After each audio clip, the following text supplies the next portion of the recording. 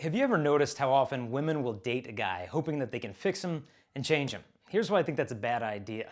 During the courtship phase of a relationship, a guy is typically going to be on his best behavior to impress the girl. Perfect example of this. Headlines recently, a college student in Pittsburgh wanted to impress his date on their first date. And so he did what any reasonable 22-year-old guy would do. He took her up the fire escape of a bagel restaurant to the third floor to show her how he could jump from the roof of that restaurant to the roof of a burrito restaurant next door. Because, any guy who really knows women knows that, one of the first things that women look for in terms of mate selection or just on a first date is parkour skills. And so what this guy did was kind of harness the power of that information and use it to his advantage. So he jumped from one restaurant, and here's where it gets interesting. News headlines. Unfortunately, while trying to impress her, he didn't quite complete the jump. He proceeded to fall 3 stories down between the buildings and a 17-inch gap between them. And he broke one of his ankles at the impact of landing, and he was there from 2 in the morning until 6 o'clock when rescue crews came and saved him. And here's some images I got from the Pittsburgh Public Safety Twitter page, in case you don't already follow them. And so you can see they're jackhammering him out from between the 2 buildings, and you can see the fire and police ambulance, so hats off to the first responders there. Now, Qdoba, which is the burrito restaurant, was closed for 2 weeks following this incident, and Bruegger's Bagels, the other one, put a sign on the front door that said this: "Today, August 23rd, we will not be opening till 7 a.m.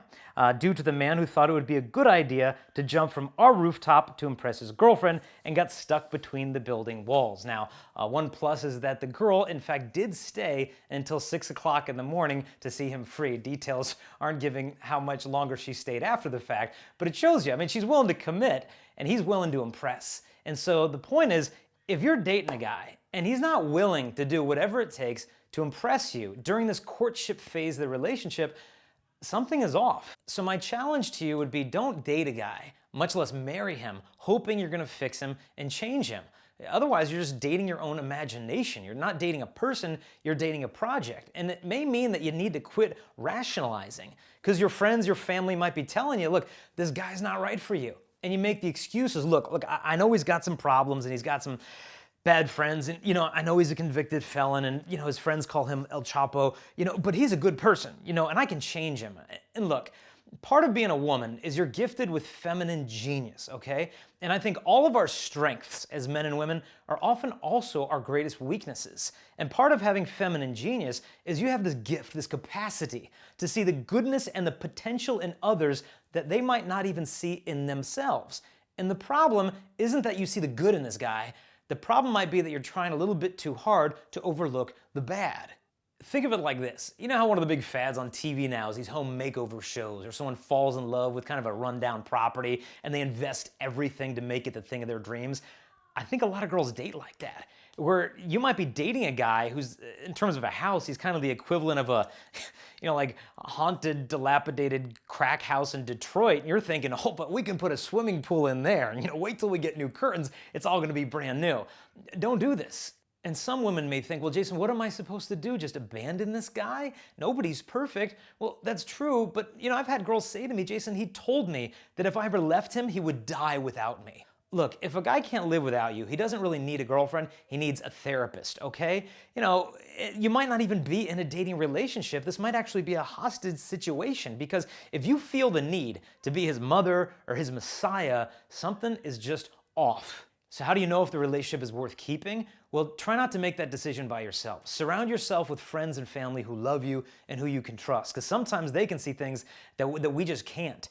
Are these minor issues, or are these faults that would be disastrous to future marriage? And it's not about letting go, it's not about giving up on hope.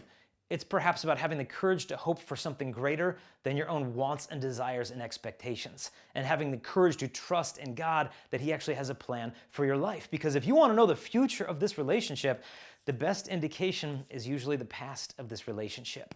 And so have courage to hope. And look, I know letting go is hard, but I'm telling you, the only thing harder than letting go of that which was not meant to be is saying yes to it and holding on to it for far too long. Letting go, you may end up feeling disappointed in him that he never changed. You may wonder what could have been if I stuck around longer. And look, I know it's hard to be disappointed in guys, but in the end, it is a much better thing to be disappointed in some men than to be disappointed in yourself for settling for a guy who's only half the man that you deserve. God bless you. Be picky.